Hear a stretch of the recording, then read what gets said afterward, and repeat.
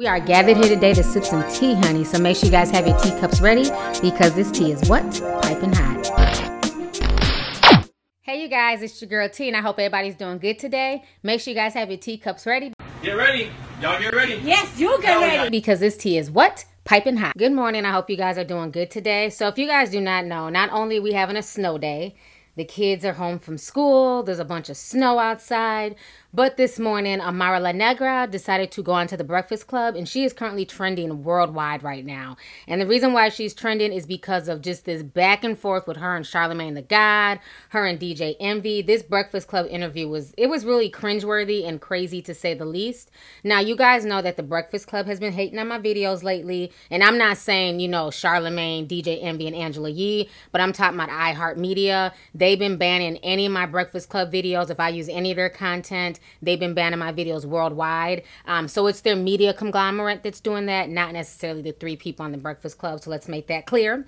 So anyways, Amara La Negra decided to go onto the Breakfast Club and they got to talking about a lot of stuff. And they got on the topic of colorism. And what I found really interesting watching that video is that Charlamagne and DJ Envy were basically acting as if colorism was in her head, you know, and they kept trying to get her to explain how is it difficult being a dark-skinned Black Latina in the music industry, you know, as if Charlamagne the God and DJ Envy have never heard the conversation of colorism before. I mean, even to watch their body language, especially Charlamagne the God, even to watch his body language towards Amara La Negra, he looked super bored. He was shifting from side to side. He kept touching his face. You could tell he was just plain turned off by the conversation. And it was just really disheartening, especially how he was acting like colorism was all in her mind and that basically she only experienced that because it was a storyline for reality TV. They talked about the whole, you know, DJ Hollywood situation. And he was like, you know, who the fuck is he? You guys are just doing that for a storyline. You know, you have dark-skinned people in Hollywood. What about Issa Rae? What about SZA? And then he couldn't name any more. Just, you know, just those two cover, you know, the extent of dark-skinned women in Hollywood. You know, but what I did find funny about that interview, and I'm going to put the timestamp in here. If you guys notice, they started talking about Cardi B. And Charlamagne the God is like, well, Cardi B's a Black Latina, and look how far she's come. And, you know, Amara La Negra, I feel like she wasn't being truthful in her stance about Cardi B. She was saying, well, she popped because she was in the American market. But she wasn't getting to the meat and potatoes of the situation. That's what kind of bothered me. Now, if you guys go to 22 minutes and 6 seconds, DJ Envy asks Amara, do you think Cardi made it because she's lighter than you? Amara La Negra then turns and she looks at the camera and she smirks. And DJ Envy says, why are you looking at me like that? In my personal opinion, I was disappointed in Amara La Negra at that point because at that point is where she should have called out the bullshit. See, when I call it out, I get called a bitter, angry, dark-skinned bitch, and that's cool. You know what I'm saying? I made several videos concerning Cardi B and her rise to fame, and I stand by every video I put out. Like I've told y'all from day one, the reason why Cardi B is seen as acceptable is because of how she looks. She's light-skinned. She's had the plastic surgery. Again, like I've always said, if Cardi B was a dark-skinned woman from the Bronx and she behaved in the manner in which she behaved in when she first got onto Instagram, she wouldn't even got 2,000 followers, let alone millions, a TV show, and now she's, you know, definitely elevated in her rap career. And we have to, you know, we have to speak real on that because Amara touched on it and she said, you know, if you're dark skinned, they don't care if you're educated, if you have talent, you'll be the last one chosen. But then when they bring up the topic of Cardi B, she didn't really want to speak on that. And I think she should have spoke on that. And I don't think that's shade towards Cardi B. I get so tired of adults saying that, you know, you're just jealous, you're just bitter. Bitter about what? Bitch, I'm not living in a fucking soup kitchen. I'm okay. You know what I'm saying? But I'm going to call out stuff for what it is. I'm going to give Cardi props because she took herself from the damn projects in the Bronx to where she is now being herself. But let's keep it real. If it was so acceptable and it's not about skin tone, then how come every other dark-skinned Black woman who acted like a Cardi B, they got videos made about them on YouTube where they were clowned, where they were drugged by Black men, and they basically equated one dark-skinned woman acting a fool, acting ratchet to all dark-skinned Black women. How come these same women who were acting ratchet before there was ever a Cardi B, why were they not successful? Dick for dinner, dick is all I want. Dick all I care. Dick I don't share. Dick anywhere. Dick everywhere. Throw it through. Lick, lick, lick, lick. I I wanna eat your dick, but I can't fuck on my nails, so I'ma pick it up with chopsticks. Now, those were just two examples of two dark-skinned women. Now, we all know Cupcake. I believe she's from Chicago. She's been around long before Cardi B, talking about dick, talking about sex, being overtly sexual, and she has still not popped, okay? So you mean to tell me that what I'm saying about Cardi B is just, you know, I'm just pulling this out my ass, but meanwhile, we have women who've been out here long before Cardi B. They've never been invited to the Breakfast Club. They've never been on reality television. They don't even have as many followers as she has. So people need to be honest and stop acting like there weren't women doing the same shit that Cardi B was doing and they didn't pop, and the main difference is the skin tone. You mean to tell me that you can honestly say, you know, that it had nothing to do with her looks, it had nothing to do with her skin tone, it had nothing to do with her body? Like, that's just people being just willfully dishonest. You know what I'm saying? Cardi B gets away with a lot of stuff because she's racially ambiguous and people don't really know which way to box her in. See, I had this one time I was sitting on a guy's face, right? And he was doing such a good job. Girl, I got carried away and I put my whole weight on him. Bitch, I broke his nose. We had to go to the hospital and say somebody jumped him. If Amara La Negra acted like a Cardi B, her career would have been done a long time ago. You know what I'm saying?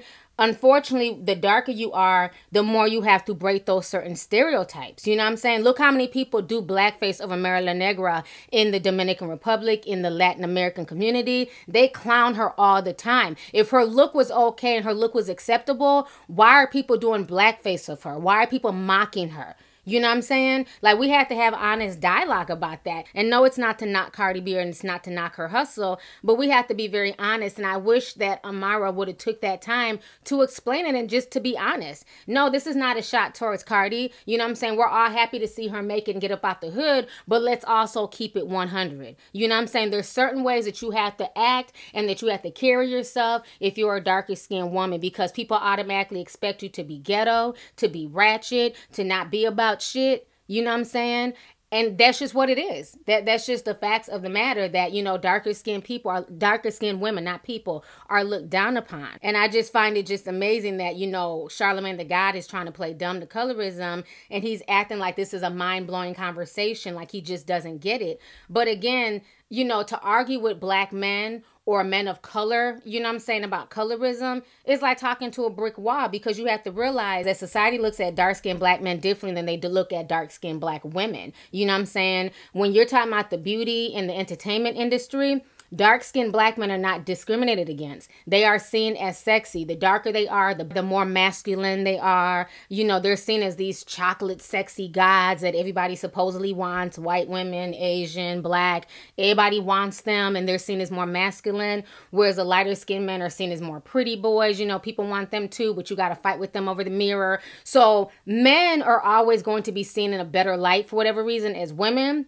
Whereas with lighter skinned women in the beauty industry and in the entertainment industry, they're always going to be seen more or less as beautiful, you know, elegant. And even when they act ratchet and ghetto, it's always seen as cute or, you know, spicy or, ooh, look at her attitude. But for whatever reason, when that same skin tone is on a female, it's just seen as more masculine. So because people automatically equate darkness with masculine, as a dark-skinned female, you do have to, you know, you have to break that psychological stereotype that people have of you. So at that point, you have to be more feminine. You have to carry yourself a better way. You can't always engage in certain things because the first thing they're going to do is like, oh, typical dark-skinned black bitch behavior. You know what I'm saying? God forbid you have an attitude, or God forbid you feel strongly about anything. You're mad, you're angry, you're bitter. It's insane. You know, so it's really unfortunate. But again, the reason why these men act so willfully ignorant towards this topic is because it doesn't really affect them. You know what I'm saying? Light-skinned men are praised and dark-skinned men are praised. It's dark-skinned black women,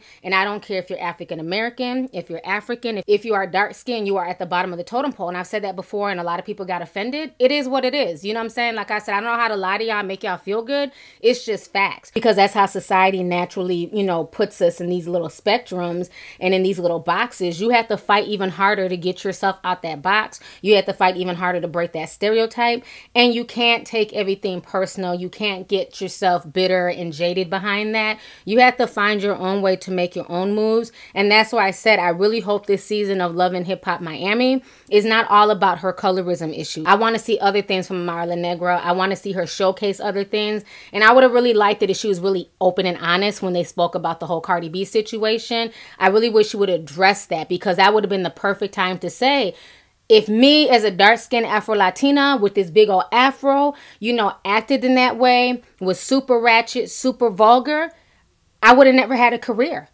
Period. Facts. You know what I'm saying? I really wish she would address that, but she chose not to. She just chose to smirk. But again, like I said, to explain stuff to some of these guys out here, it's really like talking to a brick wall. So like I said, the whole situation is really unfortunate. It's 2017 and we're not that far removed from anything. The same skin bleaching that I saw a lot of my aunties and stuff, you know, dabbling in the 90s, I see people now in 2017 dabbling in it too. So it hasn't gone away, and you can't say that there's no colorism. If there's no colorism and everybody gets fair representation, especially dark-skinned women, bleaching would not be $1 billion industry. People would not feel that they'd have to be 2, 3, 4 shades lighter than what they are just to make it. You know, so I think the conversation on the Breakfast Club was very disingenuous between the guys. Now, Angela Yee, you know, did chime in. She did make a lot of good points. She did try to have Amara's back. I mean, she understands it. You know, she's a multiracial woman. She's Black and Asian. So she understands it. She sees it. But a lot of people are not going to really speak on it because they don't want to lose their positions either. You know, why would they go to fight for, you know, some dark-skinned woman's plight? Because then that might take work out of their mouth. A lot of people are comfortable reaping those benefits that their features give them. And can I knock them for that? Nah, because we all have to eat. It doesn't make any sense to be angry and bitter about the situation, because we all have to eat. We all have to take care of our families. But, you know, hopefully Amara La Negra will be able to break these color barriers, especially in the Latin American community. And hopefully she'll be able to be that voice and that picture that little girls in the Caribbean can look up to. But I just really wish she would have had a more open, honest conversation when they brought up Cardi B. Because, you know what I'm saying, I've always been open and honest about my feelings and about why I feel like she made it. And a lot of people hate the fact that I'm open and honest about that. But y'all know me, honey. It is what it is. Don't like, unsubscribe, boo. So anyways, like I said, if you guys have not seen the Breakfast Club video, I'll post the link down below in the comment section. You guys check it out. It was I don't know, it was just really, really cringy. You know, hopefully, you know, Charlamagne can get educated on what colorism is. Hopefully DJ Envy can get educated on what colorism is. But again, you know, they don't really suffer from it, so they're not going to see it in the eyes of a Black woman. DJ Envy's wife is multiracial. His kids, you know, all look racially ambiguous. He has a beautiful family. So they're not going to see it because that's not their everyday existence. They fit that color hierarchy, so he's just not going to get it. And, you know, a lot of people are just comfortable being willfully ignorant. Like, let's just keep that all the way 100. Let's go ahead and get the discussion popping. Make sure you hit that subscribe button. Don't forget to hit that like button. And make sure you click that bell so you can be down with the notification squad, honey. So let's go ahead and get the discussion popping. Go ahead and leave a comment. All right. Deuces.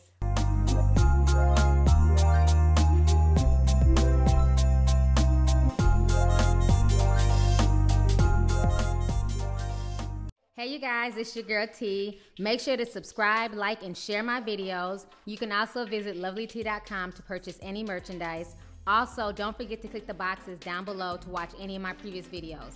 Talk to y'all later. Deuces.